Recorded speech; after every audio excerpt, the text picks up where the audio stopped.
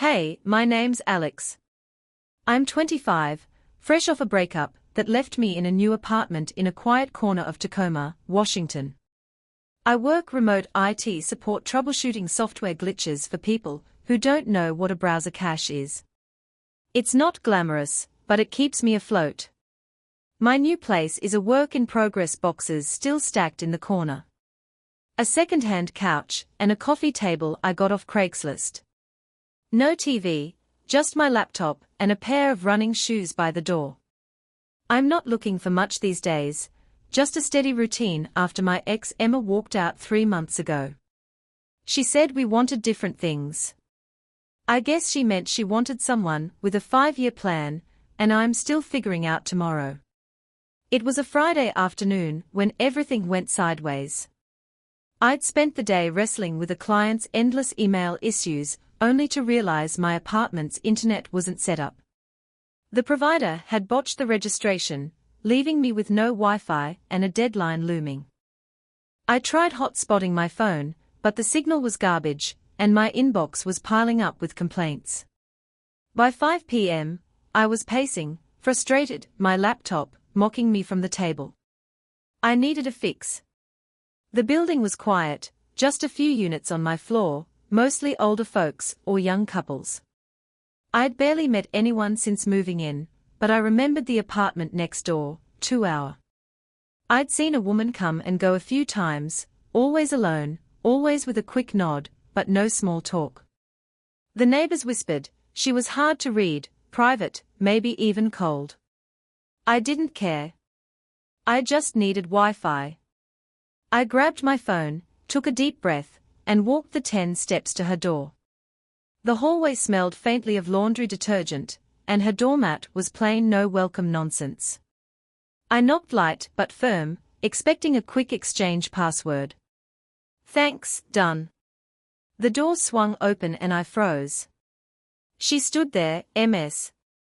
Harper, maybe 40, in a dark green bathrobe that clung to her damp skin, her hair wet and sticking to her neck, a few droplets glistening on her collarbone. She'd clearly just stepped out of the shower, but she wasn't fazed, not even a hint of embarrassment. Her eyes locked onto mine, steady and unapologetic, like she was sizing me up. I opened my mouth to speak, but she beat me to it. Her voice low and smooth with an edge I couldn't quite place. You knocked on the right door, she said, leaning against the frame. Come on in. You won't want to go back to your place. I stood there, my brain short-circuiting. Was she joking? Flirting? The words hung in the air, half invitation, half challenge. My pulse kicked up, and I clutched my phone tighter, trying to stay grounded. I just need your Wi-Fi password. I managed my voice sounding thinner than I'd like. My internet's down and I've got work to finish. She tilted her head, a faint smile, curling her lips like she knew something I didn't. Sure, she said, stepping back to open the door wider. But come in. It's easier to show you. I hesitated, my instinct, screaming to keep this quick, but my feet moved before my brain caught up. I stepped inside and the door clicked shut behind me. Her apartment was nothing like mine. Warm golden light spilled from lamps, casting soft shadows over bookshelves crammed with novels and old journals.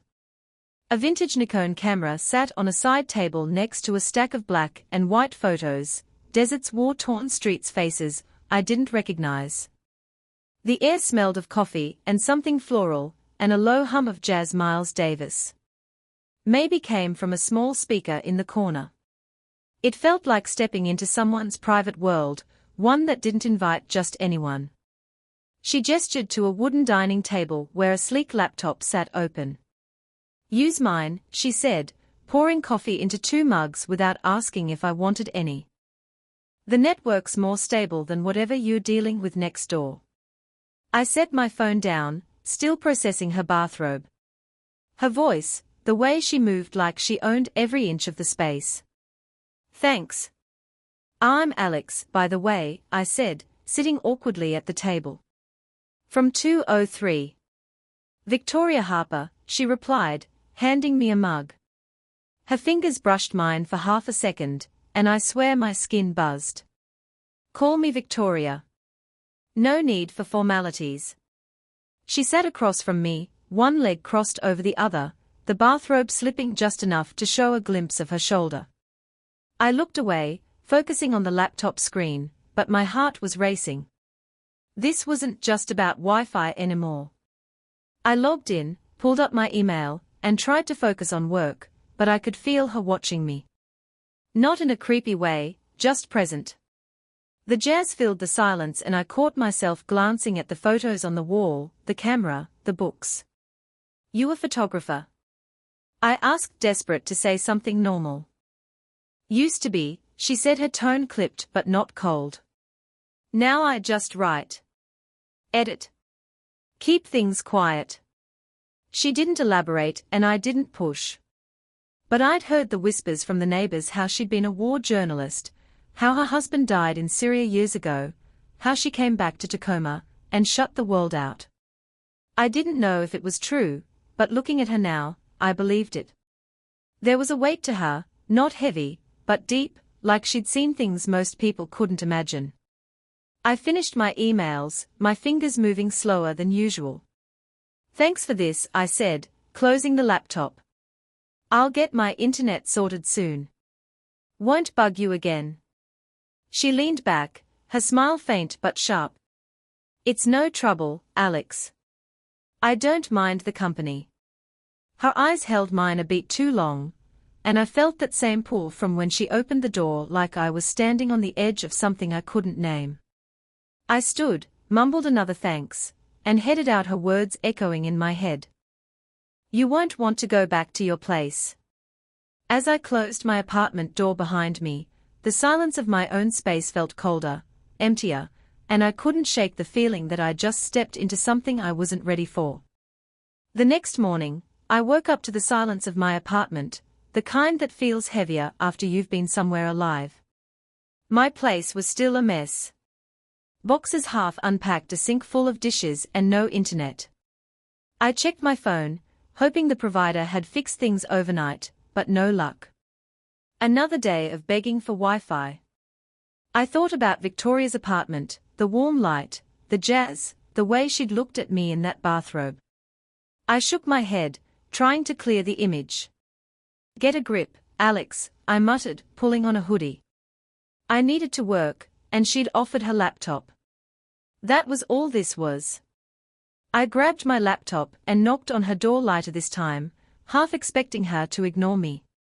The door opened, and there she was. Victoria, no bathrobe today, just a fitted black sweater and jeans, her hair pulled back in a loose ponytail. She looked less like a mystery, and more like someone who just rolled out of bed with a purpose. "Back already," she said, her voice teasing, but not unkind. "Your internet's still on strike." "Yeah," I said, holding up my laptop like it was proof. "Mind if I borrow your Wi-Fi again? I'll be quick." She stepped aside, gesturing me in. "Take your time. I'm not going anywhere." Her apartment was the same as yesterday, books stacked on every surface, the old Nikon camera catching the morning light, jazz humming softly from the speaker. The air smelled of fresh coffee and something like sandalwood. I sat up at her dining table, and she slid a mug across to me without asking. "Black, right?" she said, raising an eyebrow. I nodded, surprised she'd remembered. "Thanks. You didn't have to." "I don't do things I have to," she said, sitting on the sofa with a book in her lap. "I do things I want to." Her tone was matter-of-fact, but there was that edge again, the one that made my stomach flip. I focused on my screen answering emails, but my eyes kept drifting to the photos on her wall, black and white shots of dusty roads and tired faces, to the stack of journals by the couch, to her fingers turning the pages of her book. We didn't talk much that first hour, but the silence wasn't awkward. It was like the jazz filled in the gaps, smooth and easy. Then, out of nowhere, she said, "You're quiet for someone who does it. Most tech guys I know never shut up about their code." I laughed, caught off guard. Maybe I'm just bad at small talk. Or maybe I don't want to bore you. She looked up, her eyes sharp but warm. I hate small talk, too. If you don't know what to say, read something. She nodded at a book on the table, a worn copy of Rumi's poems out loud. Saves us both from the silence. I hesitated, then picked it up, flipping to a random page. My voice felt clumsy at first, stumbling over lines about love and longing, but she listened. Her head tilted, a faint smile playing on her lips. When I stopped, she said, "Not bad. You sound like you mean it." I didn't know if she was talking about the poem or something else. That morning set a pattern. My internet stayed down, and by Monday, I was at Victoria's everyday laptop in hand. She didn't seem to mind. She'd work on her own stuff, editing manuscripts, typing on an old typewriter while I handled client tickets. We'd drink coffee, trade a few words, and let the jazz do the rest. I started noticing things about her. The way she tapped her pen when she was thinking, the way her eyes softened when a certain song played, the way she never wore jewelry except a thin silver bracelet. I overheard a neighbor in the hallway once whispering to another about Harper, the war reporter who lost her husband in Syria. They said she'd been fearless back then, chasing stories in war zones with her photographer husband until a car bomb took him 8 years ago. Now she was just the quiet woman in 204, keeping to herself, dodging questions. One afternoon, I offered to fix a flickering light in her kitchen, mostly to feel useful. She leaned against the counter watching me with that unreadable look. "You don't have to play handyman," she said, handing me a screwdriver. "But I won't stop you." "Least I can do," I said, tightening the bulb. "You're saving my ass with the Wi-Fi." She laughed, a low, genuine sound. "Fair trade, then." As I stepped down, our shoulders brushed and I caught the faintest whiff of her perfume, floral, but sharp like her. I stepped back fast, my face warm, and she didn't say anything, just handed me a glass of water like nothing had happened. By the end of the week, I was spending more time at her place than mine. I'd show up with my laptop, she'd have coffee ready, and we'd fall into the strange rhythm. She taught me a few French phrases. Bonjour Merca, laughing when I butchered the accent. I fixed her creaky bookshelf, and she paid me with homemade oatmeal cookies still warm from the oven. We talked about books, music, even my breakup once when I let slip that I'd stopped listening to half my playlist because they reminded me of my ex. "I get it," she said, her voice quiet. "I stopped taking photos after everything. Felt like I was stealing moments that didn't belong to me anymore." She didn't say more and I didn't ask, but I felt at the weight of her past. The husband. She'd lost the life she'd left behind. There was a line between us, invisible, but real, like we were both afraid to cross it. Every time our eyes met too long or our hands got too close, passing a mug, we'd pull back like we were testing the edge of something dangerous. I told myself I was just there for the Wi-Fi, that she was just being kind. But at night, lying in my empty apartment, I couldn't stop thinking about her smile, her voice, the way she seemed to see right through me. This wasn't just about internet anymore. A week into my daily visits to Victoria's apartment, the routine felt less like a necessity and more like something I looked forward to. My internet was still down. The provider kept promising a technician soon, but I wasn't holding my breath. Truth be told, I didn't mind. Victoria's place was a refuge, all warm light and soft jazz, a stark contrast to the sterile quiet of my own apartment. I'd show up each morning with my laptop. She'd have coffee waiting and we'd settle into this unspoken rhythm. Me working at her dining table, her reading or typing on that old typewriter across the room. It was comfortable, but there was an undercurrent of tension neither of us acknowledged, like we were both waiting for something to give. We talked more as the days went on, small things at first. She'd ask about my job, how I got into it, and I'd ramble about debugging code or dealing with clients who thought restart your computer was a personal insult. She'd laugh, her eyes crinkling, and throw in a story about a writer she was editing for some guy who insisted his 800-page memoir was tight and concise. I started teaching myself French from an app, mostly to kill time, and she caught me muttering phrases one morning. "Your accent's terrible," she said, leaning over the table with a grin. "Say merci like you mean it."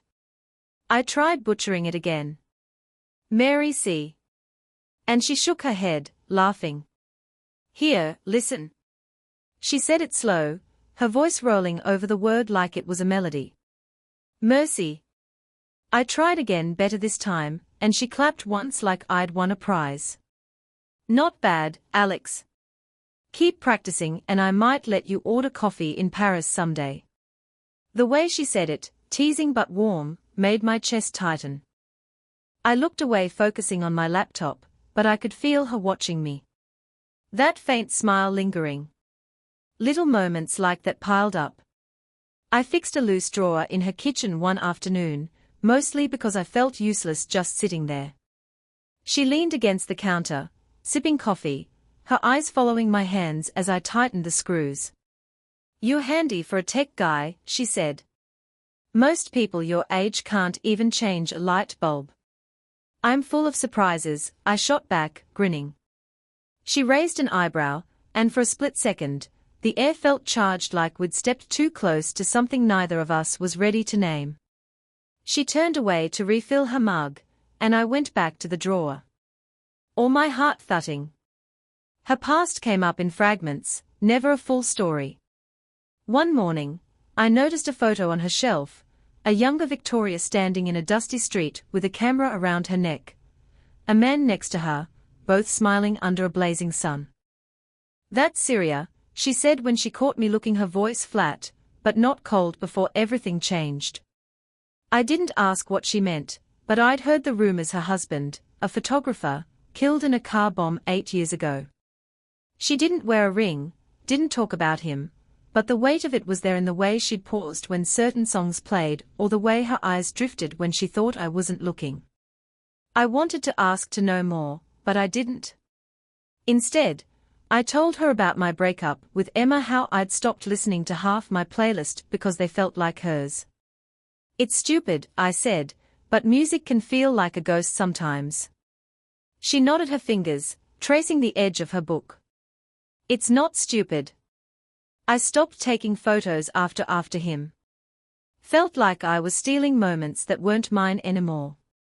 Her voice was quiet, but it hit me hard, like she wasn't letting me see a piece of her. She kept locked away. I didn't know what to say, so I just nodded, and we let the jazz fill the silence. Our mornings became a ritual. I'd knock, she'd let me in. Coffee would appear, and we'd work side by side, sometimes talking, sometimes not. I started bringing pastries from a bakery down the street, and she'd tease me for picking the sweetest ones. "You're going to ruin my diet," she said one day, biting into a croissant, her eyes sparkling. I shrugged. "You look fine to me." It slipped out before I could stop it, and her smile faltered just for a second before she laughed it off.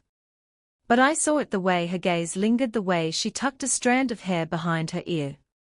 It was the same look she'd given me that first day in her bathrobe, and it made my stomach flip. There was always this line between us, invisible but sharp. We'd get close, our hands brushing when I passed her a mug, our shoulders almost touching when we stood in the kitchen, but we'd pull back like we both knew crossing it would change everything. I told myself I was imagining things, that she was just being kind, that a woman like her, smart, worldly, carrying scars I couldn't even fathom, wouldn't see me as anything more than the kid next door. But at night, back in my quiet apartment, I'd replay our conversations, her laugh, the way she said my name. It wasn't just about Wi-Fi anymore, and I wasn't sure how much longer I could pretend it was. It was Saturday evening, almost 2 weeks since I'd first knocked on Victoria's door when the power went out. The whole building plunged into darkness, the kind that makes you realize how much you take light for granted. I was in my apartment staring at a dead laptop screen, the silence thick without the hum of the fridge, or the faint buzz of street lights outside. My phone was down to 10% and the lack of Wi-Fi was the least of my problems now. I grabbed a flashlight from under the sink, its beam weak, but enough to navigate, and decided to check on Victoria. She lived alone, and the blackout felt like the kind of thing that could rattle anyone, even someone as composed as her. I knocked on her door, the sound sharp in the quiet hallway. It opened almost immediately, and there she was, standing in the kitchen doorway, a few candles flickering on the counter behind her.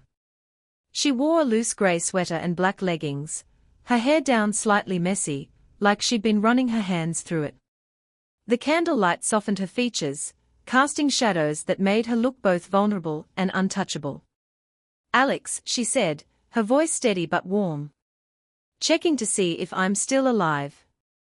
"Something like that," I said, holding up the flashlight. "You okay? This blackout's got the whole block."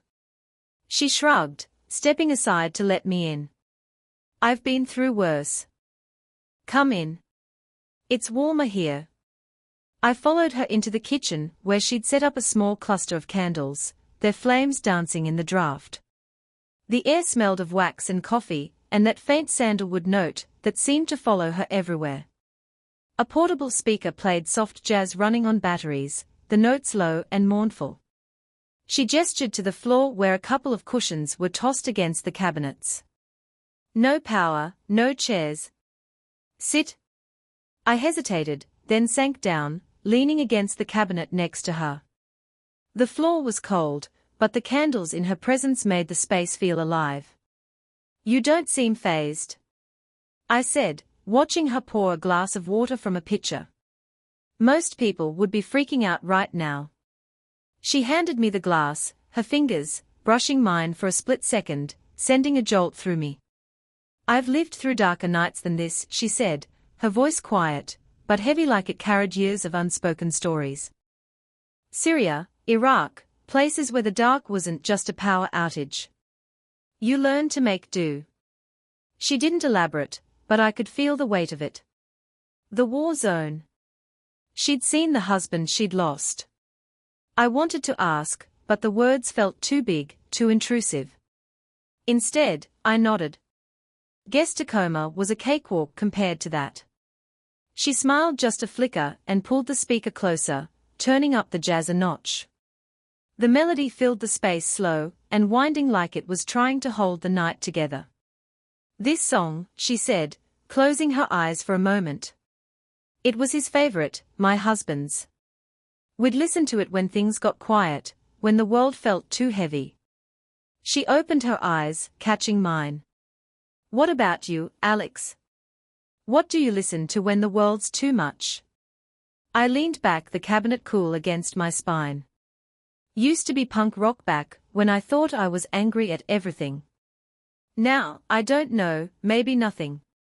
Just silence. I paused, surprised at my own honesty. After my ex left, I kind of stopped listening to anything that felt too real. She nodded like she understood more than I'd said. "Silence can be safe," she said. "But it's lonely." The words hung there, and for a moment, neither of us moved. The candles flickered, throwing light across her face, and I saw it again, that unguarded look, the one she'd given me the first day in her bathrobe.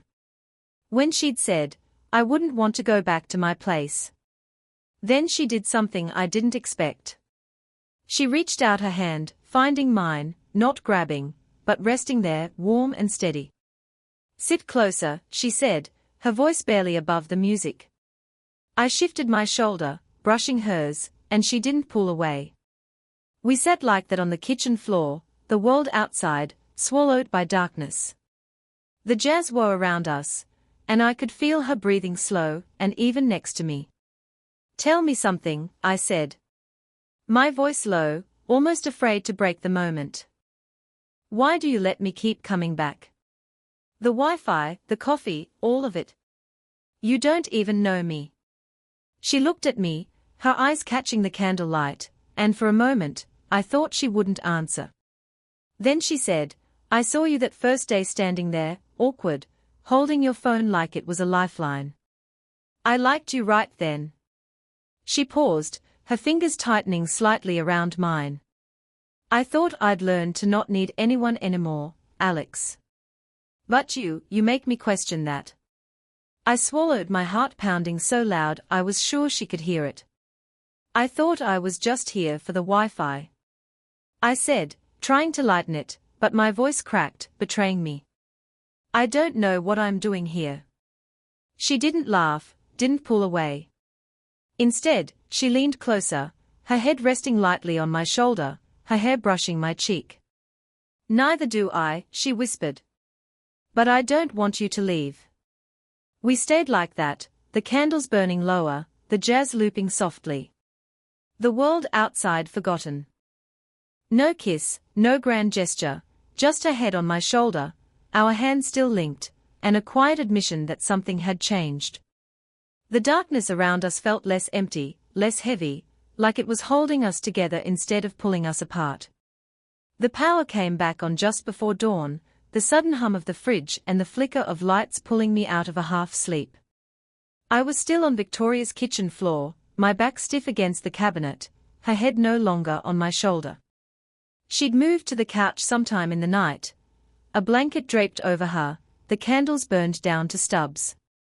The jazz had stopped, leaving only the faint patter of rain outside. I stood stretching, my neck aching from the awkward position.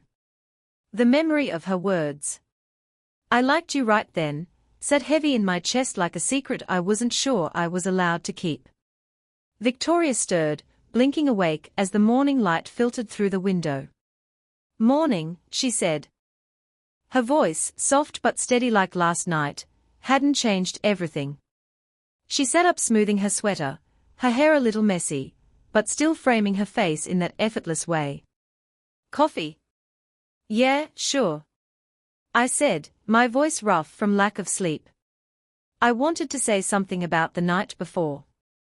Her hand in mine, her head on my shoulder, but the words wouldn't come. She moved to the counter, filling the kettle like it was any other morning, and I followed her lead, keeping things normal. We didn't talk about it. Didn't mention the moment when the line between us had blurred. It was like an unspoken agreement. What happened in the dark stayed there. We drank coffee at the table, my laptop open, but untouched. The air felt different, lighter, but charged, like we were both aware of something new, but too cautious to name it. Thanks for letting me crash last night, I said, breaking the silence. Didn't expect to camp out on your floor. She smiled, her eyes catching mine for a moment. You brought a flashlight. That's more than most would do. Her tone was light, but there was a warmth behind it, a flicker of the vulnerability she'd shown in the candle light. I nodded, not trusting myself to say more. I headed back to my apartment soon after, the hallway, cold and quiet compared to hers. My place was still a mess. Boxes, dirty dishes, no internet. The door handle stuck same as always, and I had to jiggle it to get inside. As I set my laptop down, I noticed something hanging on the knob. A small brown paper bag tied with a piece of string. I frowned, opening it. Inside was a portable Wi-Fi hotspot, sleek and new, and a folded note in neat slanted handwriting. When you really want internet, knock 3 times. If you want me, knock twice. My breath caught. I read it again, the words sinking in her voice echoing in my head. I looked at the hotspot, then back at the note, a smile tugging at my lips. Victoria. She hadn't said a word about this in the kitchen, hadn't hinted at it, but this was her, bold and subtle all at once, leaving the next move to me. I stood there, the paper in my hand, the rain still tapping outside. My apartment felt emptier than ever, and I knew without a doubt that I'd be knocking on her door again. Not for Wi-Fi. Not anymore.